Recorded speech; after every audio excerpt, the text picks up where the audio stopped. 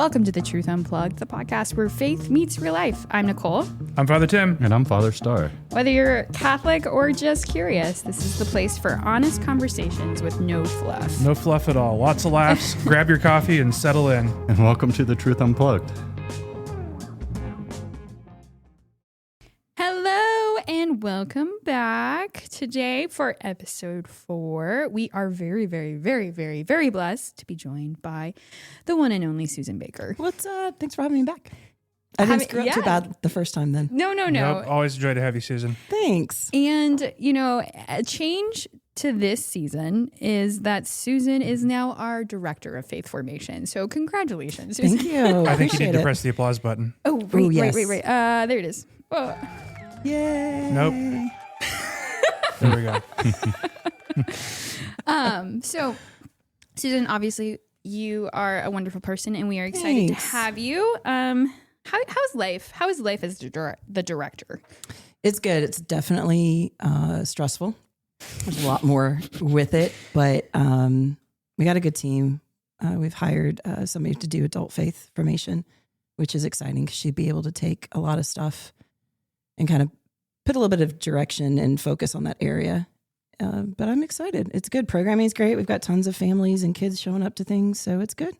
You've been crushing the youth minister part too. Thank you. 70 teens? 78 on our kickoff and 74 the second one, which is crazy. That is crazy. It's a lot of fun. A lot of high schoolers. Big jump in the high schoolers, which is great. Especially going from like when I volunteered with the program and there were 13 kids. Wait, you volunteered with the program? Yeah, back in the day. When Shelby was youth minister. Who? Shelby? I don't remember that. Yeah, that's why Shelby's the godmother of Stella. Because we got so close doing... I don't even know who you're talking about. Oh my gosh, you're ridiculous. I'm kidding. This is Shelby, not a good I'm joke. sure you're listening to this. I know your husband's the number one fan. So Shelby did a great job getting our youth ministry off the ground from zero in 2020 during COVID when kids had to wear the face diapers and everything. I hate when you call them that. It's just That's gross. what they are. Wait, what? You haven't heard him talk about face diapers? No. For the masks, is that what you mean? Oh, yeah. Okay. My mind is not here today, so I can't tell you where my imagination went with that. So. Oh my gosh. Okay. Wow. Today we're going to be talking about how faith gets us through times of transition and change. Kind of maybe like along the lines of like why the age-old question of why do bad things happen to good people? I'm thinking, that would be fun, right? Blast. Just a light conversation. Every party you go to, if somebody doesn't ask that, it's not a party. Speaking of why do bad things happen to good people, I was watching a video the other day about why the 757 is kind of, well, it's an old airplane. It was built in the mid 80s. I think it's older than I am. And there's this problem because it's a very capable airplane, but there's no real true successor for it except sort of the Airbus A321 ultra long range, which can kind of do what the 757 could, but really can't. And how Boeing really kind of shot themselves in the foot when they got rid of the 757 program and put all the eggs in the 737 program, and particularly the MAX, right, which had the two issues because the engines are too big and the center of gravity is a little off, and so they had to put in the MCAS system, which is what caused the Ethiopian and the Lion Air 737 Maxes to crash, killing everybody on board. So people don't trust Boeing, which is a shame because it means we have to rely on the French to build our airplanes instead of American-built airplanes. It used to be, if it ain't Boeing, I ain't going, and now they've kind of, it's unfortunate. Delta is becoming a largely Airbus airline. Almost all their long haul now is A350s, A330s. They're going to retire the ancient 767-300 ERs, which are like painful to fly in. Do you know that everything I know about airplanes comes from you? I'm glad about that. I just wish that I knew nothing. I just wish that everything that people knew about God and how He loves them came from me.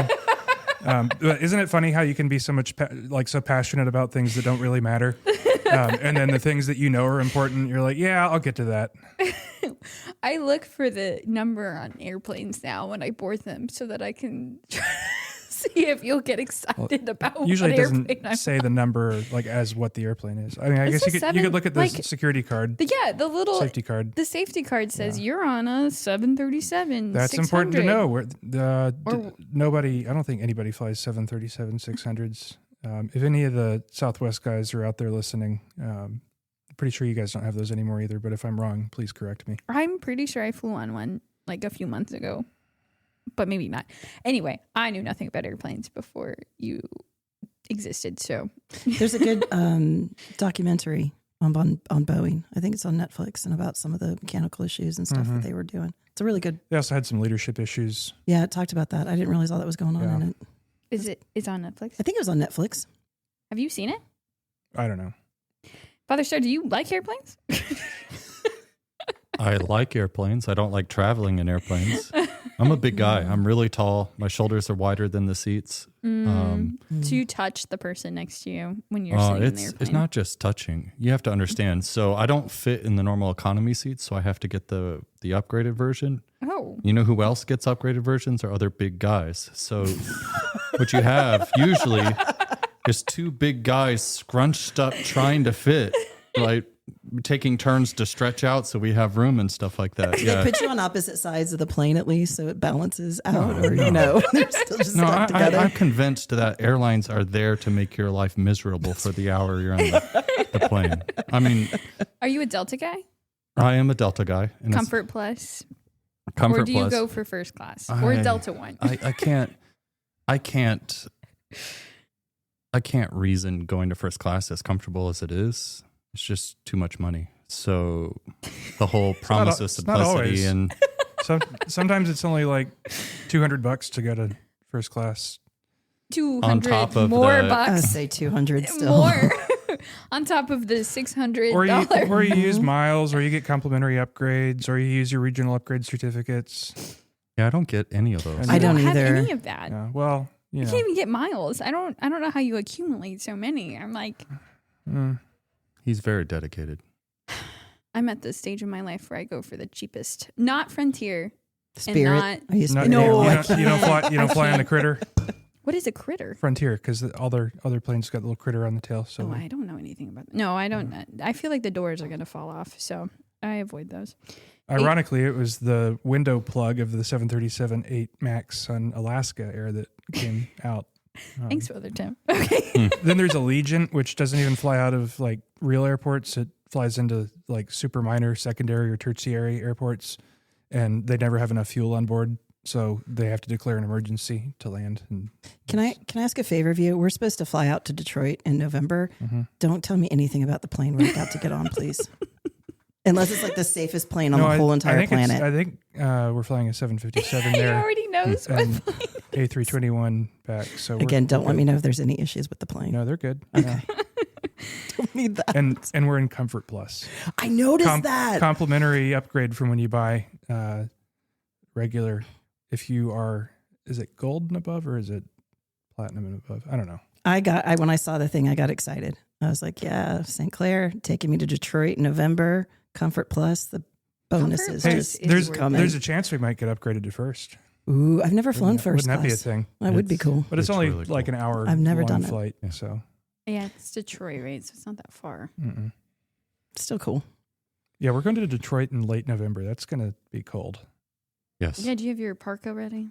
I'm going to have to get my snow scraper out and everything. Are y'all going up there for a faith formation conference? We're going up for a parish leadership conference, Acts 29.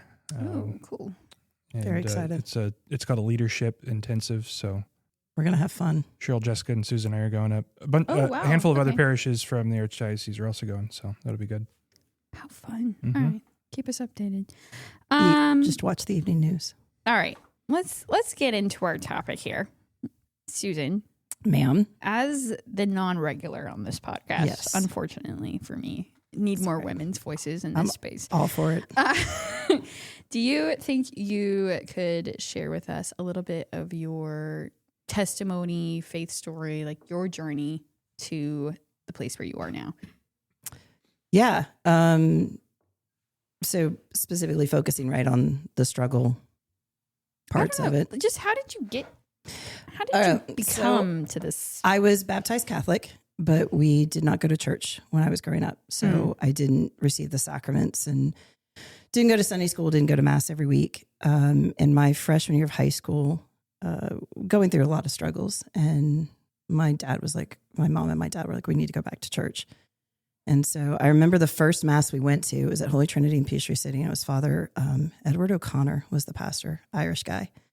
And he gets up and he starts talking, and I can't understand a word he's saying. The accent was just so thick. I was like, I don't know what he's saying. I remember just being bored, to be honest.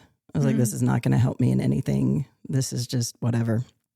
And he got to the consecration, and all of a sudden I could understand every word he was saying, which was really weird. It's still, the accent was still there, but I could understand it. And this warmth kind of came over me. And the best way to describe this warmth is like at night in the winter when you're cold and you wake up in the middle of the night and you have to go pee. And you know that you're going to get up and you're going to get back, and the bed's going to be in a weird, like you're not going to find that right spot. And you know, you're not gonna be able to fall back asleep, and you've got a big day and you're just dreading it. But you get up, you go, you get back in bed, and you find that perfect, comfortable spot. And it's warm, but not the creepy warm, like when you sit on the chair somebody else has sat on, right? Perfect warmth. You relax, and you just, everything just kind of dissolves, and you know you're going to be okay. And the day is going to be great, and you're going to be fine. And you drift off into sleep.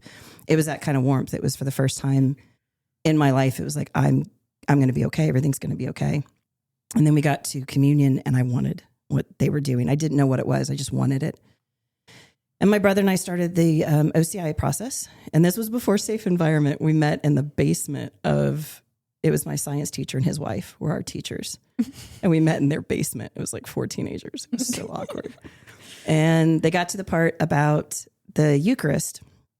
And Mr. Higgins was describing that it was, you know, the body, blood, soul, and divinity of Christ. And I just got overwhelmed. And I went outside and I was crying. And my brother's like, there she goes being dramatic again. And I realized that what I was craving every Mass, I was literally craving Christ. I wanted Christ. And so that started me on the whole journey, and growing through high school, just becoming a teenager and growing and learning about your faith. And everything was pretty good and hunky-dory. I got into youth ministry and was loving it. And about 12 years ago, I got diagnosed with severe depression. And that was a big turning point for me again in my faith. And there aren't adequate words to describe the experience and the deepness and the richness of what I went through. There's just not words to describe it. And it seems like when I tell people, sometimes it sounds this beautiful, gorgeous, you know, moving thing. And it wasn't. There was a lot of rawness and a lot of anger and pain and hurt. But what came from it is just glorious. The devotions I have, particularly to St. Michael, to get through all of that. I'm a fighter, and I'm going to constantly fight, and I'm going to be a warrior of God. And those struggles that he's put in my life has just made me deeper. And that's the best way to describe it. It's like it's made me deeper. And I'm grateful for it. It's enriched my faith. The next time that I had a big spiritual growth was actually when I started working here and started realizing what I didn't know that I didn't know about the faith. And that set me on a whole nother thing that I'm on now, growing, appreciating what the gift is of the Catholic faith and being able to celebrate it and be able to go to Mass, being able to go to adoration here, being able to do the staff prayer, having those experiences that are just given so freely here, to be able to, as you work, have those alongside of you. And it worked out well here, being here too, because the last 2 years before I came here were professionally very difficult for me as well. Having gone through that and then come to a place where it's like, I feel like I'm excelling at my job, and then the spiritual part of it going alongside of it is like I know God moved me here, and I'm grateful for it. And having that presence and knowing that God's working in it. I was thinking, you know, Christ says, unless a seed falls to the ground and dies, it will not bear fruit. And, you know, that's that's Christianity. It's suffering. It's from tragedy, from death comes life. From Christ's worst possible outcome, that we killed God, that's what brought about hope. And St. Augustine speaks of that. He says, "Oh, happy fault, unnecessary sin of Adam that merited for us so glorious a Redeemer." So when we have those struggles, we have to lean into it. We have to lean in and trust in Christ. When we see tragedy around us, when we see death and destruction and war, and then just in our own lives, when we have those internal battles, when we have those difficult decisions, we have to rely on Christ and recognize that He's shown us a way that eventually we won't have those struggles anymore. Eventually we'll be happy with Him for eternity. Definitely those are opportunities to pull Christ into it. Sometimes when I feel like I'm struggling, it's like, have I brought God enough into this? Which is easy to sit around this table and talk into microphones about. It's when we're really struggling that it's hard. And, sometimes, people say, don't give me the platitudes and the pious words, but like, we also have to be Christ to one another, and we have to be there so that people can lean on us as well. Because part of what Christ is doing in the incarnation is He's showing us, He said, I've been there before, and I've come through it. And so using our own experiences as well to say, look, I've been in some low places before and I made it through. And sometimes even reminding ourselves of that, to say, hey, I've been in, a low part before, or I've had this difficult thing or decision to make. And I survived. So just remember, you can do it again. I gotta give a shout out to Father Starr. One of his homilies, he mentioned, and I'm paraphrasing, the whole idea of us not recognizing and bringing Christ into it is denying the reality that Christ can break through those things. And so by bringing Him into it, we're recognizing that Christ can break through that reality and bring us on the other side. So recognizing it, and like you were saying, okay, this is where I'm at, and then bringing Him into it. I don't think it's just that Christ can break through it, but through the fact of His cross, He's actually already in it, right? So it's impossible to suffer without Christ actually already have and participating in the reality of our suffering, right? So you think about it, suffering is an evil in the fact that we're not receiving some good that we have, right? And so Christ decides to actually elevate even our suffering. And no matter how difficult it is, how much you can't see the light, that Christ is actually already present and sharing in that with you, which means it's already being elevated to something that is divine. Oh, I like that. It sounds good. Usually when people are suffering, if you say that, they get very angry, like Father was saying. It's a reality that is very hard to comprehend. It's a very, very hard to comprehend. But once you grasp it, once you understand that Christ is there, suffering takes on a whole new meaning. Susan, is there anything, so in your moments of, what do you call those? Like the valleys, the downs of the depression. You mentioned the St. Michael devotion. What pulls you out of that?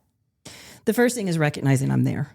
Yeah. To just own it and say, there are days there's the depression is, I fight from the moment I wake up to the moment I go to bed. Right. I'm fighting it. The first thing I do when I wake up is there's a consecration to St. Michael prayer, and I memorized it. And that's the first thing I say as soon as I wake up. Before I do anything else, I'm saying that. So I'm lifting and I'm bringing Him into the whole, like, I'm fighting today. And, St. Michael, I'm going to need you in front of me, clearing a path. I'm going to need you beside me. I'm going to need you behind me. That's how I start it. And then when I realize, okay, this is going to be one of those days, St. Michael, you're with me. God's with me. And when I have moments where it really hits me, I just take a moment. Sometimes I'll go in the church. When we have adoration, I'll pop in there. My brother gave me a really cool St. Michael medal that's actually, he got it from Russia. It's shaped like a shield. And a lot of times I'll just hold that and just kind of rub it. I also say a chaplet to St. Michael every day. And sometimes if I need to, I'll grab it and go sit in the church or sit somewhere quiet. I like to walk. You'll see me taking laps around the parking lot. And sometimes I'm just out there just, being honest with God. Like, this sucks. And I'm this and I'm that. And you get it out. And you, again, like Father Starr and Father Tim were saying, you recognize where he is in that struggle. I also am very aware that I've gotten through it to this point, and He's going to get me through it, and I'm going to be all right. I'm going to be all right. Mhm. And, eventually you go to bed and you wake up and it's a new day. Do you find that like in the moments where you wake up and you're like, oh my gosh, I'm in it, the temptation to not pray is there? It used to be. And this is one of those, again, when you're talking to people about it, to help them realize I didn't just one day be like, oh, I know how to manage my depression beautifully. This was a struggle over years to get to this point. And when I first was diagnosed and we were trying to get the medication right, and I was trying to, get a routine to help manage and all that type of things, my instinct wasn't to immediately go to prayer. And I think it's been referred to as a little cheesy that prayer is almost like a muscle. And the more you exercise, the more you use it, the more it becomes something that it's there and you go to. So now there may be a split second, but it's such a part of my routine every morning to wake up and to say that consecration.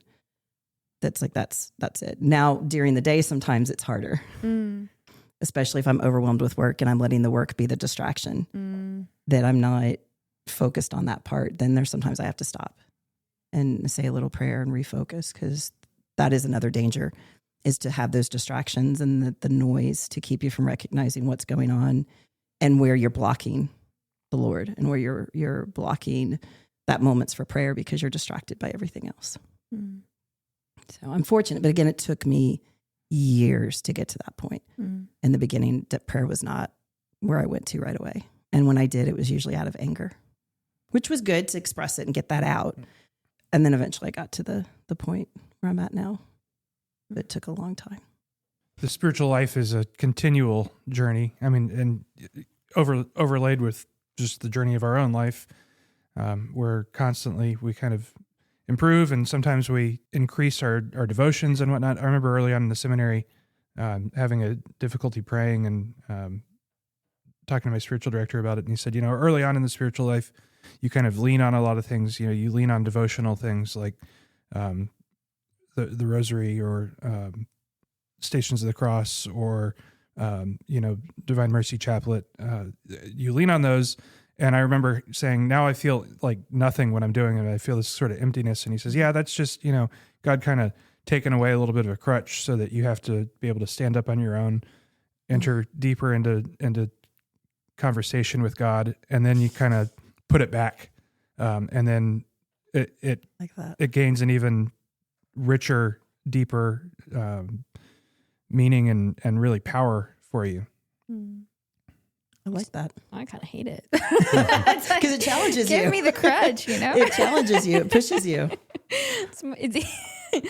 Not that like devotions are mindless prayer, but you don't really, there's a lot of times where I feel like you don't have to put as much effort into maintaining a relationship when you're using a devotion. Or like for me, like, oh yeah, the rosary, that's my easy go-to, but that's because I don't have to sit there and like listen too much to I can distract my brain and talk at God without listening to him. So I think too, could it be, and this is a question for the two experts, can it also be, so for me, when I think of the chaplet, I went to the chaplet, I don't want to say out of desperation, but out of great need.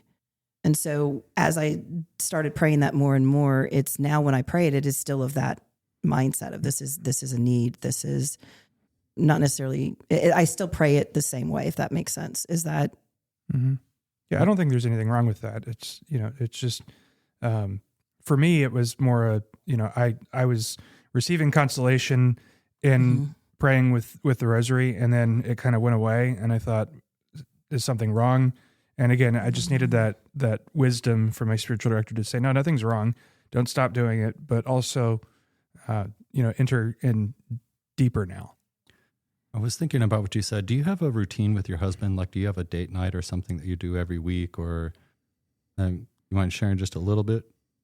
Like, is it like once a week, or what do you do? Right now it's about every other week.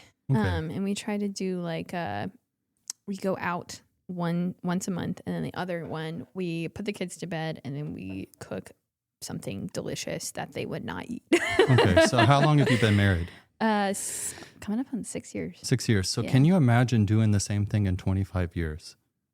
Do you think it would have the same significance? No, like going out. No, it wouldn't. Right. So Because our kids would not be home. So well, it the wouldn't kids matter. are not home, but you're also doing the same thing over and over again. You breed a familiarity, right? The act itself doesn't become less of an act. You have to become more intentional with the act. And I love the fact that you mentioned the rosary, because St. John Paul II wrote an encyclical, and if you remember the name, Father, please, where he talks about the purpose of the rosary isn't just about saying the prayers, but also contemplating on the mysteries of Christ. So it's a simultaneous giving and receiving from the Lord, which is what a relationship is, right? And in fact, he would go so far as to say, if you're praying the rosary and all you're saying is, the Hail Marys, Ave Maria, Gratia plena, Dominus tecum, and you're not actually contemplating on the mystery, it's not actually a relationship in the first place. Does it make sense? Yeah. Yeah. So if you're complaining about the rosary, you're doing it wrong. I'm not complaining about it. That's how I felt a few years. I feel as since becoming a mom, the rosary has taken on a much deeper significance and like source of relationship with the Lord for me, because I feel like I can really like contemplate the mysteries a little differently, having the knowledge of what it feels like to love a little child, and then what I would do if I saw them suffer, and like enter into that more deeply with the Lord. It's been good, it's been more fruitful, but there was a time in my life where I was like, okay, I'll say a rosary, and that's my prayer life for the day. Then got some formation in Lectio Divina, and so I started doing that, and I found that I was having to like the Lord was inviting me into a deeper relationship with him, and I was resisting a little bit, because I was like, I want to just be lazy and tell you that I don't feel good today and not talk about why. Anyway. Nice segue. So I think a lot of times people want to blame God for the bad things that happen in their life, and they say, why would God allow this to happen to me? Or why would God cause this to happen to me? Why would God take my child? Why would God, let someone be killed in cold blood? God's not causing that. He gave us free will. The devil tempted us into being disobedient to God. All of us have concupiscence, which again is the tendency towards sin, even though we've been forgiven of our original sin. And so, evil happens in our lives, and we can't blame God for that.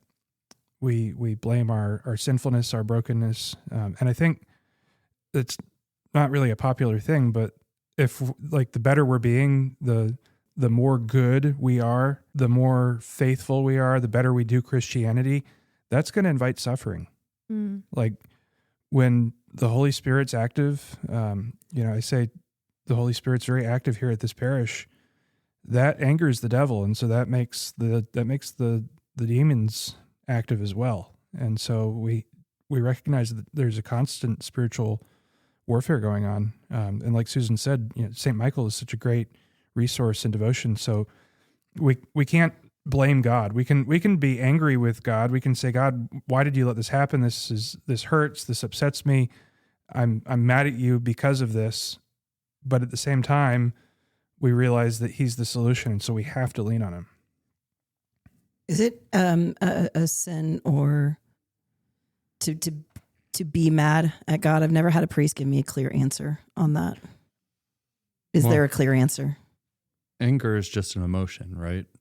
Mm-hmm. And so it's an appetite that's seeking a good, and emotions you're not actually responsible for it, if that makes sense. It's your response to it.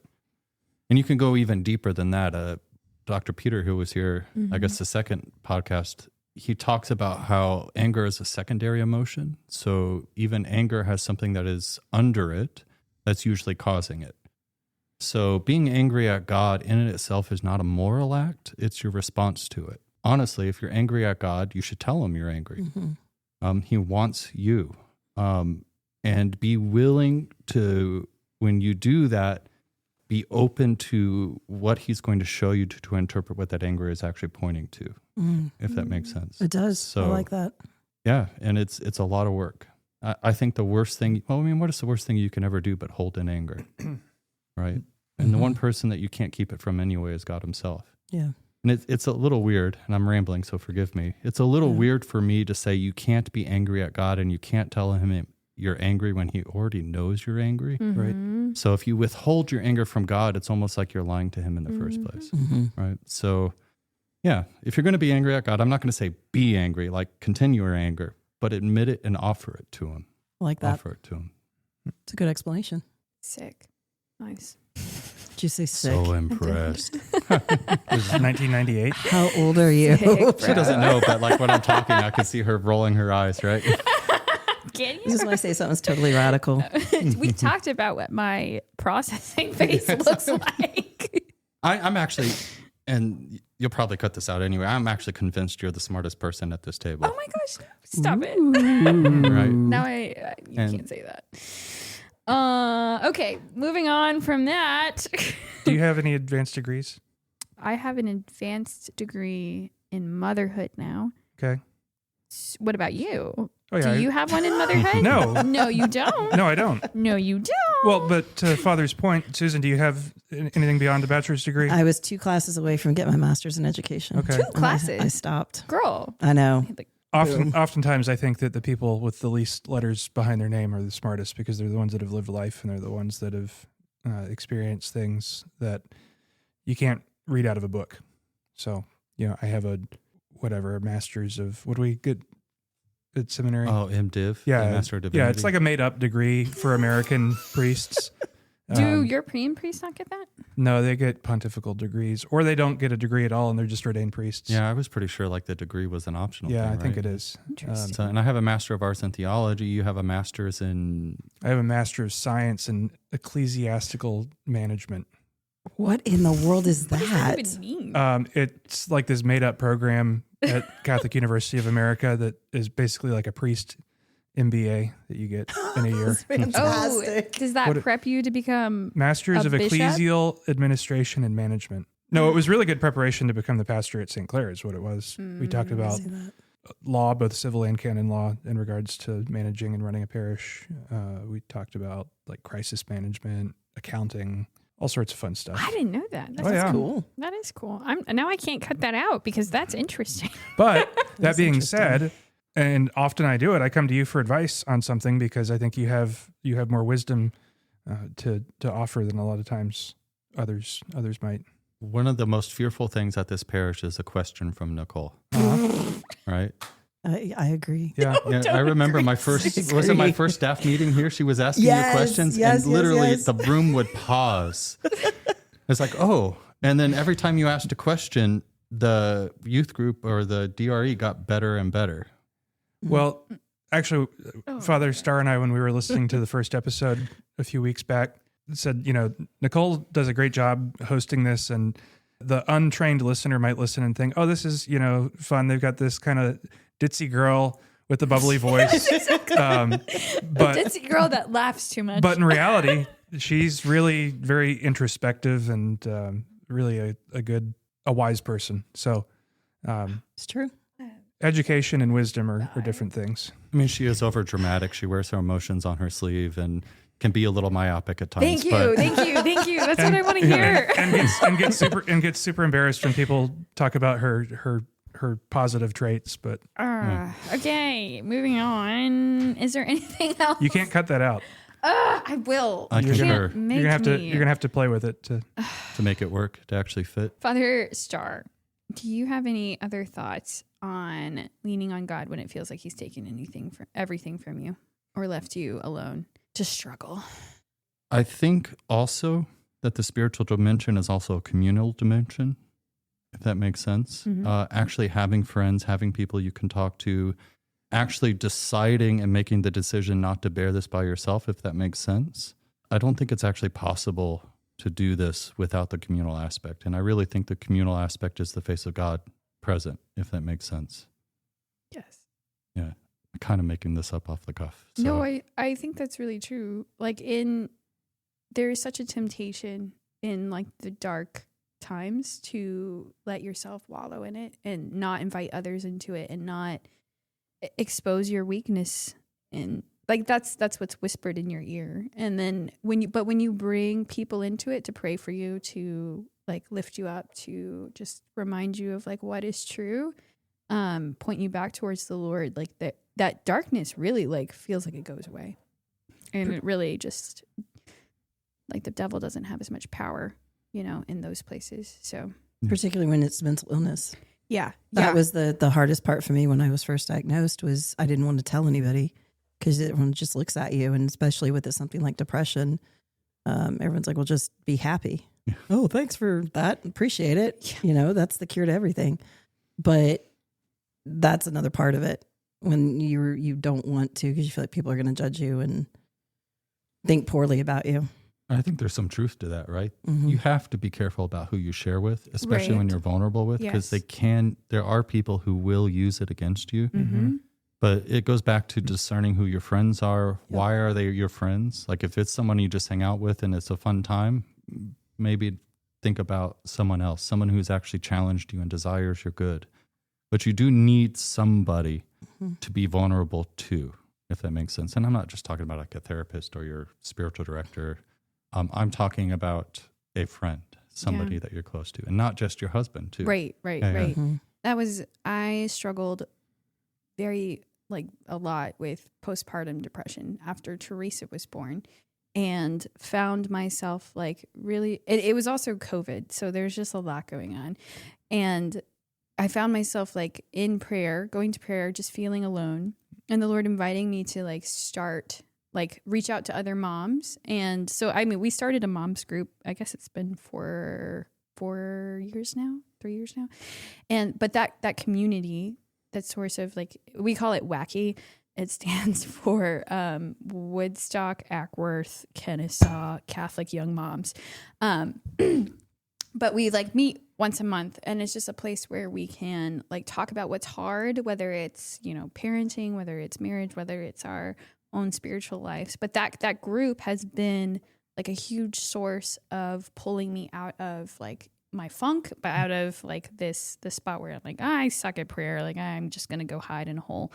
And reminding me hey, this is the Lord loves you. Here's the truth. Here's the goodness. Here's the beauty of him. And get out of your head, woman. Get back on in there. Let's talk about my favorite question to ask all of our guests, Susan. Yes. I think this is just so interesting. So I'm just going to ask it for the rest of the season. What is a piece of art, literature, homily, or any resource you'd recommend to somebody who is struggling to be convicted of their own sinfulness? I first had to kind of Google what that was to make sure that I was understanding it correctly. I always recommend the Screw Tape Letters by C.S. Lewis. Ooh, what a good rec. Specifically, there's one part of it. So those that don't understand it, it's a demon uncle writing to his nephew, trying to tell him how he's screwing up, and he's in charge of getting this man's soul for the devil, and he's telling him all the things that he needs to do. And there's one particular letter where he is angry at Screw Tape for allowing the man to be alone. There's two concerns that they have with when men are alone, and the first is that they can have that moment of clarity and of deep contemplation and prayer. They don't want that. And I forgot what the other one was. I wrote it down yesterday. Now I forgot. But the whole idea of the distractions and the noise keep you, again, I mentioned that earlier, from God. But in this book throughout it, just the one part that did stand out was that whole idea of being alone and not having noise. And I'm one of those, as soon as I get in the car, the music's turned on. I've got TVs or something on at all times. And after I read that, I make sure that I have time, if not every day, every other day, often, where it's just silence. And I don't necessarily have to be at the church. I can be in my car. I can be at my apartment. I can go for a hike and not have music. And it's just a silence, and have that moment to allow God in to tell me what I'm not hearing and to not be distracted by things. But throughout the book, you see the little ways. The devil isn't going to stand in front of you dressed, all red with the horns and everything, because then you're going to know he's evil and you're going to walk away. So he works through smaller things that you don't always realize. And then you get to the point and you're stuck, and you've got this overwhelming sense of dread and despair. Just very clearly points out all those little things that happen in your life that the devil is using to get to you. And inadvertently, how do you combat that? And how are you aware of it? And how do you keep that from happening? I read it every year, and every year something else pops out to me that I didn't pick up on. And sometimes it's where I'm at in my life and my own growth. Or I may read something one year and it's like, oh, it doesn't mean anything. And then 2 years later, it's like, oh, this is right where I'm at. And I see that this is happening. But the silence one is the first part that with, as far as like the sin, like recognizing, okay, what am I doing to myself that's allowing this to happen? And then that voice of God having an opportunity to come through to help you realize, okay, where do I need to go? How do I pull myself out of this? So that's my go-to. And just to add to it, if you don't feel like reading, there's some really good audiobook representations of it. I didn't even think about that. Yeah. Highly recommend it. It's very good. It's one of my favorites. Nice. Thanks. Thanks, Suze. 1 in a row. It's a new record. Thanks, girl. All right. It's time for the one thing. Father Tim, what's your one thing? Well, I guess based on my rant, not rant, but ramble at the beginning about airplanes, I think it's essential to have a good pair of noise canceling headphones when you travel. It's very helpful. Some of them let certain voices through, but it's nice because it, cancels out the sound of the engines and crying babies. And so I've got an old set of Samsung Buds. I think it's like the Samsung. I don't know if it's the original one or the second generation. So you pick the Samsung ones. Well, unless you're flying in Delta One, then they just give you, noise canceling headphones. Wait, what? Do they really? Mm-hmm. They don't give them to you. They stay with the seat, but they're like nice over ear. They clean them. You hope. I don't know about that. But that only works if you're listening to the in-flight entertainment. If you want to listen to your Spotify travel playlist that's made up of chill songs and Jimmy Buffett and other things to make you think about vacation, then you have to use your little Samsung Buds or your Shocks with earplugs in. Okay. You're not listening to Metallica on the plane? Do you think he ever listens to Metallica? Oh, yeah, he does. Yeah. Really? Oh, yeah. Enter Sandman. Oh, okay. I didn't know that about That's you. a prayerful song. It's a good song. Now I lay me down to sleep. Pray the Lord my soul to keep. If I And the die monster before under I your wake, bed. pray the Lord my soul to in your take. head. My one thing is actually also headphones. I didn't know this, but they still make wired headphones that connect into your... I'm an iPhone user because, blue is better than green. When they stopped giving them out when you got a new phone, I thought wired earphones were dead, but they're not. And I found them on Amazon for $17, and I'm a happy woman because it feels nostalgic and cool. Are they over the ear? Or are they like No, they're like you didn't have an iPod, I guess, but they just go in your ear. Okay. Do you They're have to have the connector to hook it into the phone? Because I have does a it have pair. a USB-C and at the end of it? I have a It connector. has whatever the charger is made of. The USB-C. Yeah. Whatever that port is. Okay, Susan, you are not allowed to recommend headphones. What's your one thing? No, I'm just kidding. Don't laugh. There's this great app I found. It's called HyproFit, and it's a Catholic fitness app. Whoa. There's a subscription with it, but it's not outrageous. And this is so cool because they've got several different types of workouts based on your skill set, beginner, advanced, intermediate, whatever, what equipment you have, whether you're at the gym or you're at home, or if it's a full body, you have dumbbells, whatever it is. And then there's a spiritual component to it. And they've got prayers, and they actually have one workout. I'll get to it eventually. It's actually a youth minister workout. I haven't started it yet, but I'm going to. And they've got a place you can track your habits. Like you can put in all of your habits in this one app, and it tracks you. And there's a community things. You can post things and ask for prayer requests and talk about your workout, and people will encourage and pray for you. So because to me with my fitness, there's very much a spiritual component with my fitness and with the weightlifting. And that's just, I love the app. It's paid, but it's not, I don't think it was outrageous. And you can get it on Android. Probably Apple. Yeah, whatever. Apple Store. Definitely get it on Android. Use code Susan10 for 10% off. So they need to sponsor me after this. I Probably need a should. sponsorship. We need to reach out to them. And they have they have exercise videos for each exercise. Oh. So when you pull up the log to log your reps and your weight, there's a video, an instruction video you can click, and it shows you how to do the exercise correctly right then and there. Father Star, your one thing. So since I did 2 things of chess in a row, Yeah. I'm going to talk about, it's called Verboom. Have you ever heard of this? No.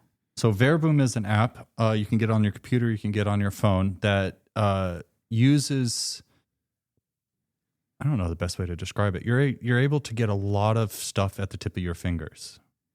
So it gives you the Bible. It gives you the translation of each word. It gives you how many times it's used. It gives you access to commentaries for that verse.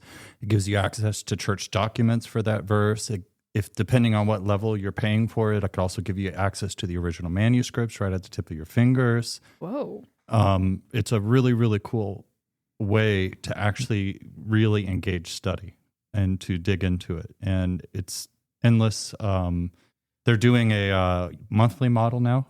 Back when I got it, you had to pay for everything. So I ended up paying, forgive me, like $5,000 for all the sources and everything I have on this. And I have something like 30,000 sources at the tip of my fingertips. And can you access it on a desktop or just? Yeah, desktop. You can do it on your phone. You can do it on your iPad. Apple's the better way to go with it. But yes, yeah, absolutely. Always. But And they'll give you like the side by side of the English and the Greek, right, for the Bible. You can. That's crazy. Anyone can get this? Anyone you don't have can to be get a this. priest? You don't have to be a priest. And you don't have to pay for the best level. So maybe you don't want access to the original sources. But hey, you know what? Maybe I do. Maybe I've always wondered what Peter is saying in the original text. I don't think you have. No. And that's rude. So, I have. So when I say original sources, we don't actually have the autobiographies, the actual written accounts. We only have copies of it. But you can actually see, like if you want to see the Dead Sea Scrolls, you can pull it up and look at it. You don't have to. That's so cool. It's very cool. It's called Verbum. Verbum, which is Latin for Verbum. word. So it was originally a Protestant corporation called Logos, word in the Greek. So a couple of Catholics, you know what? We're going to make a Catholic version. And since we're Catholic, we're going to do Latin. So instead of Logos, we're going to say Verbum. Beautiful. Yeah. Love it. We'll link it in the show notes. So check it out. Susan, Yes. thanks for being here. I had a good time. Thanks always for good to letting me have come you, in. Susan. Thank you. Yeah, I but appreciate it. You should do this more often. I would love to. I Well, think like every week. Unfortunately, Susan and Nicole have jobs, so they've got to go back to work. Yeah. Do I though? Yeah, do I? You want to come back later? What? If you liked Susan, let us know. If you didn't like me, don't let me know. just silence. Silence is golden. So thanks, guys, for tuning in. Susan, thanks for being vulnerable. Thank you. Sharing your story. Appreciate it. If you've got any questions, based off this episode, based off of your life, whatever, we'd love to hear them. Send them our way via email at podcast@stclaircc.org or use that link in the show notes. It says text a question now, and it just will send it right to me, and it's easy. And we might answer it in an upcoming episode. Make sure to follow us on Instagram, subscribe, and share The Truth Unplugged with your friends. I still don't know why you want to do that. And if you enjoyed today's episode, leave us a review of your listening platform. It helps us reach more people. Until next time, guys, God bless you. Bye. Bye.